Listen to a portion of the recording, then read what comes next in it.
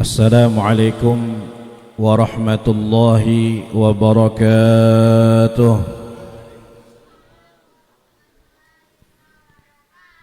Bismillahirrahmanirrahim. Alhamdulillahi rabbil alamin. Wassalatu wassalamu ala ashrafil anbiya'i wal mursalin Sayyidina wa maulana Muhammadin wa ala alihi wa sahbihi ajma'in. Amma ba'd. Yang kita hormati dan kita muliakan bersama-sama orang tua kita, guru kita yang membimbing kita, Khadimul Majlis Nurul Anwar Al-Ustadz Haji Muhammad Afwan. Kita doakan beliau beserta keluarga senantiasa sehat walafiat, dikabulkan hajat dunia dan akhirat, senantiasa diberikan riayah dan inayah daripada Allah Subhanahu wa taala. Amin ya rabbal alamin. Dan juga para tuan-tuan guru, para asatidz, tokoh-tokoh masyarakat, tokoh-tokoh agama yang juga kita hormati dan kita muliakan tadi, akhina fillah walillah Ustadz Rahmat Hidayat. Mudah-mudahan Allah gampangkan di dalam rangka menuntut ilmunya, dijadikan orang yang alim dan amil daripada ilmunya, dan dijadikan kebanggaan kampung kita ini. Amin ya rabbal alamin. Hadirin dan hadirat yang dirahmati oleh Allah Subhanahu wa taala.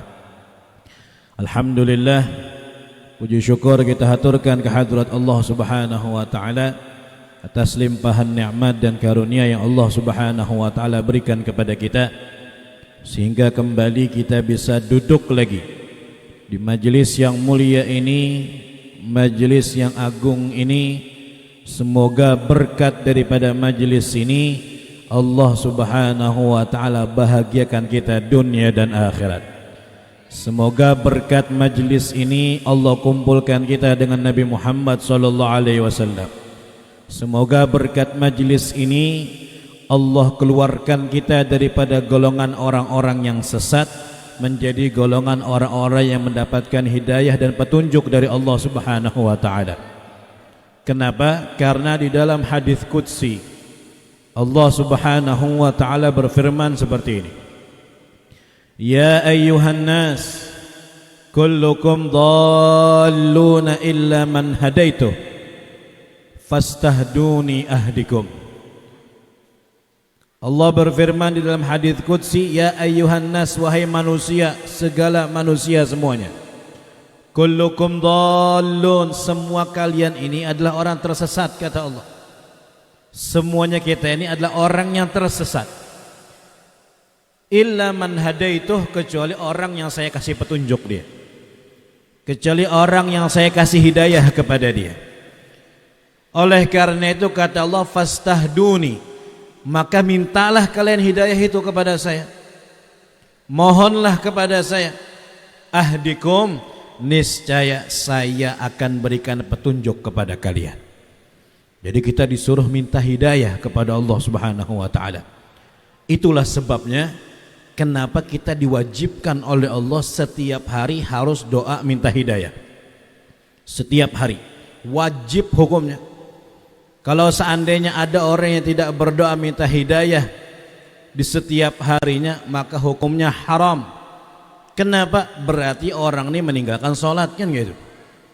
Karena doa hidayah kita itu yang pasti kita baca di dalam sholat kita minimal sehari 17 kali, karena 17 rakaat kita wajib sholat di dalam sehari semalam.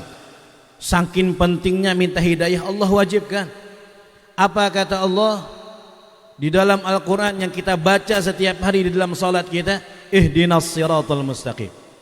Ya Allah, tunjukkanlah kami ke jalan yang lurus. Ya Allah, berikanlah hidayah kami ke jalan yang lurus. Tiap hari wajib kita minta ini, karena kita wajib sholat minimal 17 kali. Belum lagi ditambah dengan sholat qabliyah, ba'diyah, sholat-sholat sunnah yang lain yang disebutkan oleh ustadz kita tadi. Belum lagi Al-Fatihah yang kita baca di luar sholat kita. Banyak. Itu menunjukkan seberapa pentingnya doa minta hidayah itu. Seberapa harusnya kita doa minta Kalau enggak kita akan termasuk golongannya sesat terus selamanya. Ilaman hadi itu, kecuali orang yang saya kasih petunjuk, kata Allah Subhanahu wa taala. Jadi tiap hari kita minta doa, ihdinas siratal mustaqim. Ya Allah, tunjukilah kami ke jalan yang lurus, berilah hidayah kami ke jalan yang lurus. Bahkan diperjelas lagi di dalam ayat itu. Seakan-akan Allah tidak cukup dengan kita minta ke jalan yang lurus saja. Allah seakan-akan ingin minta perjelas lagi jalan yang mana sih yang kalian minta, yang kalian katakan jalan yang lurus itu. Maka harus kita lanjutkan lagi, siratal ladzina an'amta alaihim, ya Allah, yaitu jalan orang-orang yang engkau beri nikmat atas mereka, jalan orang-orang yang engkau beri karunia kepada mereka. Siapa mereka? Allah katakan dalam Al-Quran, ulaikal ladzina an'amallahu alaihim minan nabiyyin wassiddiqin wasyuhada'i wassalihin. 4 golongan ini orang yang Allah berikan nikmat kepada mereka. Siapa? An-nabiyyin, para nabi. Wassiddiqin, yang kedua para orang-orang siddiq. Yang ketiga wasyuhada, orang-orang yang syahid.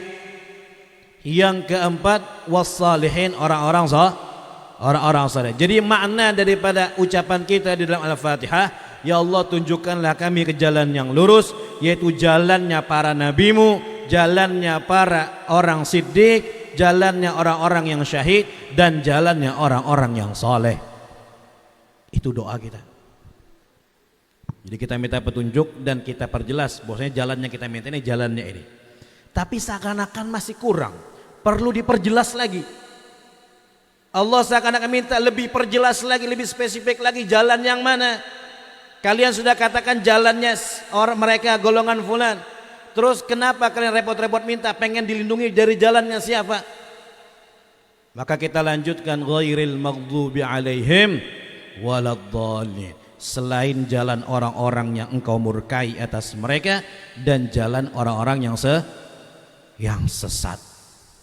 Ulama tafsir menyatakan al-maghdub alaihim ini siapa?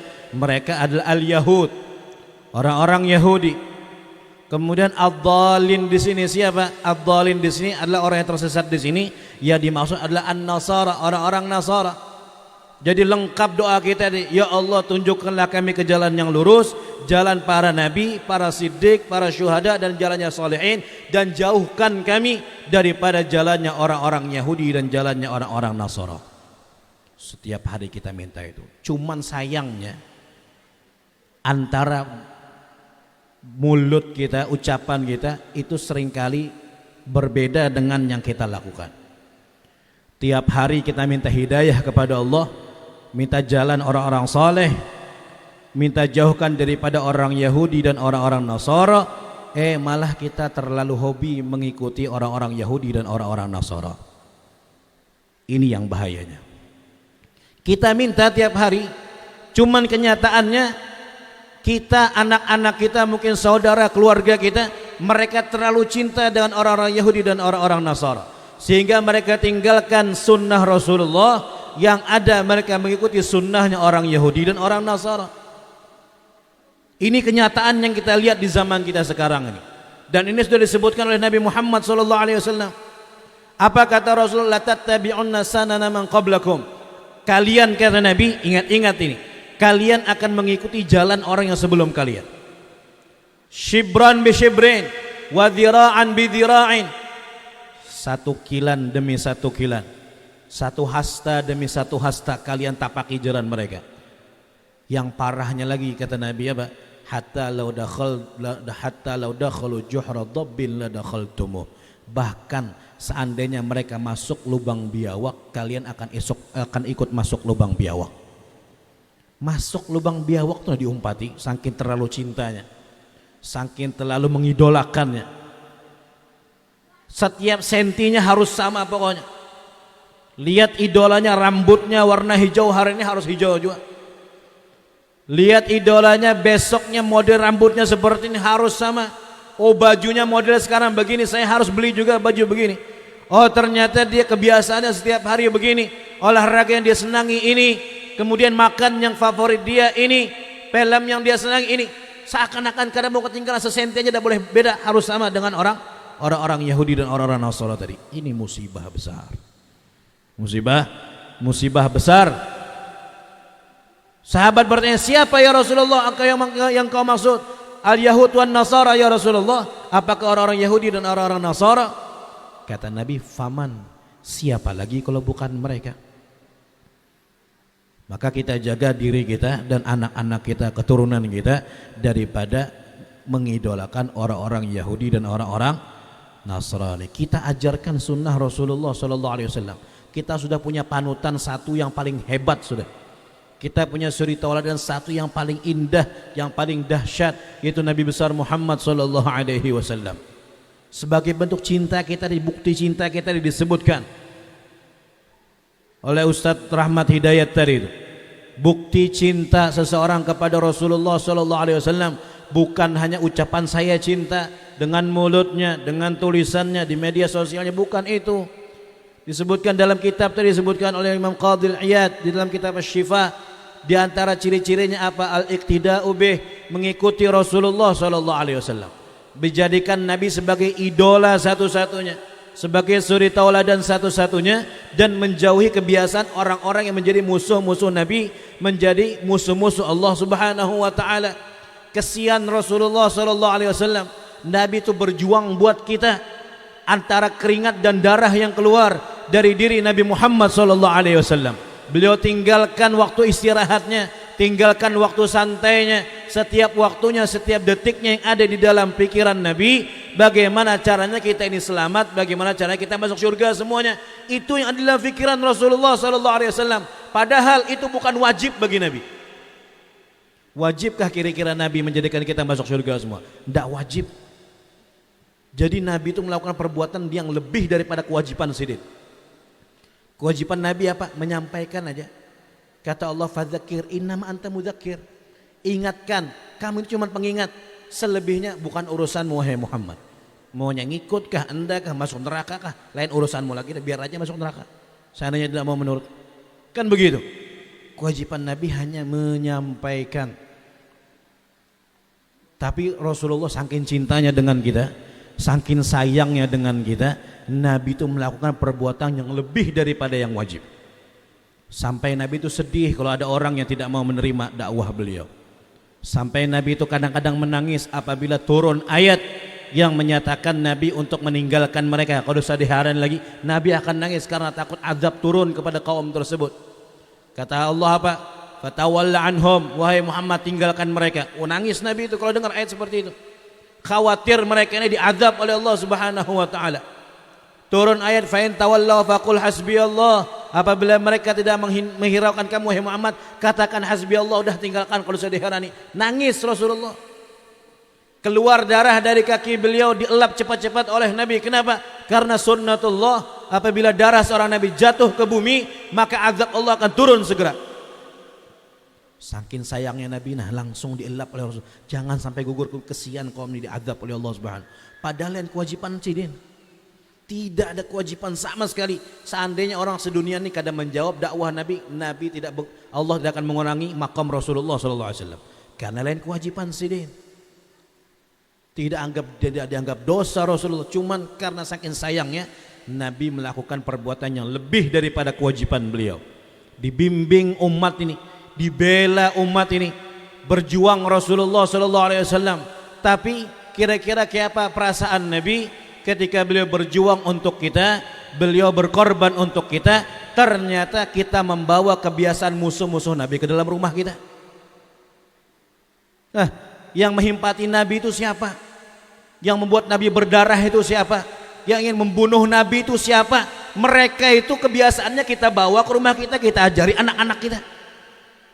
Siapa kira-kira perasaan Rasulullah SAW? Orang-orang Yahudi yang ingin membunuh Nabi, orang-orang Nasara yang mencela Nabi, kaum musyrikin yang mengotori, menaruh kotoran di tubuh Rasulullah SAW, melempari Nabi ketika di Taif sampai berdarah kaki Rasulullah SAW. Orang-orang itu yang kita banggakan. Nabi ini membela kita nih, lebih-lebih karena di akhirat di hadapan Allah Subhanahu wa taala, kita bawa kebiasaan sunnah-sunnah mereka ke dalam rumah kita, kita paksa anak kita untuk menggunakannya. Na'udzubillahi min dzalik. Mudah-mudahan Allah hindarkan kita daripada kecintaan kepada orang-orang yang tidak diridhai oleh Allah Subhanahu wa taala. Maka kita harus berpegang teguh dengan sunnah Rasulullah, sunnah Nabi, pakaian-pakaian Nabi yang kita pakai, kebiasaan-kebiasaan Nabi yang kita pakai, makanan yang favorit, jadikan makanan favorit Nabi itu yang kita favoritkan juga. Pokoknya patokan kita adalah Nabi Muhammad sallallahu alaihi wasallam, karena sidin orang yang paling mulia, orang yang paling berat perjuangannya untuk menyelamatkan kita. Maka jangan umpat dah, orang bertrompet jangan umpat bertrompet. Orang pakai topi macam-macam, kada usah umpat topi macam-macam. Lain punya kita itu. Bukan kebiasaan kita. Bukan adat kita. Bukan adat adat kita. Takutnya karena kalau kita ikut-ikutan, pas kita meninggal dunia, hari kebangkitan ternyata kita digolongkan dengan orang-orang tersebut. Na'udzubillah min dzalik. Ketika bangkit, dilihatnya sekitar, saya ini muslim, kok saya dibangkitkan dengan orang-orang Yahudi, dengan orang-orang Nasara? Seharusnya saya ada di golongan sana. Ketika mau di sana dilarang, tidak bisa, kamu di sini tempatnya. Kenapa? Karena kamu terlalu cinta dengan orang-orang Yahudi dan orang-orang Nasara, maka kamu bangkit dengan mereka. Tidak pantas bangkit dengan golongan Nabi Muhammad SAW. Jadi kita jaga anak-anak kita jaga keturunan kita daripada adat-adat musuh-musuh Allah Subhanahu wa taala, kebiasaan-kebiasaan daripada musuh-musuh Nabi Muhammad SAW. Kita ajarkan mereka sunnah Nabi dan kebiasaan Nabi. Kata Habibullah Haddad apa? Walzam kitaballah watba' sunnatan waqtat hadakallah bi aslafi. Walzam kitaballah, lazimi kitab Allah Subhanahu wa taala Al-Qur'an, watba' sunnatan, dan ikuti sunnah Rasulullah sallallahu alaihi wasallam, waqtat hadakallah, dan ikutilah, mudah-mudahan Allah berikan hidayah kepada kamu, bi aslafi, dengan jalan para salafun saleh. Selamat pasti dah. Al-Qur'an, sunnah Nabi, dan mengikuti jalan para salafun saleh. Jadi tahun baru ini lain tahun baru kita ya. Lain tahun baru kita, tapi tahun barunya orang lain. Kita tahun baru kita di Muharram sana. Di Muharram itu tahun baru kita, di situ ada perayaan kita. Adapun tahun baru ini bukan tahun baru kita. Jadi kita kada usah umpat merayakan. Kalau mau itu pas malam Jumat, Masya Allah, malam tahun baru itu pas malam Jumat, baca Yasin, baca Kahfi, baca Burdah, baca Maulid, rutinitas kita sendiri. Kita perbanyak ibadah kebetulan malam Jumat, dengan harapan berdoa mudah-mudahan bala diangkat oleh Allah Subhanahu wa taala. Mudah-mudahan musibah dihindarkan oleh Allah Subhanahu wa taala, dan mudah-mudahan berkat kita, saudara-saudara kita yang mereka belum dapat hidayah, maka diberikan, turunkan hidayah oleh Allah Subhanahu wa taala. Kita ingat perkataan Habib Munzir, Allah yarhamu. Habib Munzir bin Fadl Musa, beliau mengatakan malam yang paling banyak maksiat itu malam tahun baru. Malam terbesar maksiat rame-rame itu malam tahun baru, paling banyaknya maksiat itu terjadi malam tahun baru. Makanya beliau mengadakan majelis Rasulullah itu pas malam tahun baru di Monas itu. Ingat kita perkataan beliau. Berapa panggung keliling Monas itu, sidin mulai panggungnya di situ. Jadi yang lain dangdut, rock segala macam, Habib Munzir baca sholawat, baca maulid pas malam tahun baru itu. Karena takutnya murka Allah Subhanahu wa taala datang, azab Allah datang. Jadi kita ini yang mendoakan yang lupa-lupa itu. Mendoakan yang apa? Yang bermaksiat itu. Mudah-mudahan berkat majelis ada pada malam itu, Allah tidak jadi menurunkan bala dan musibahnya.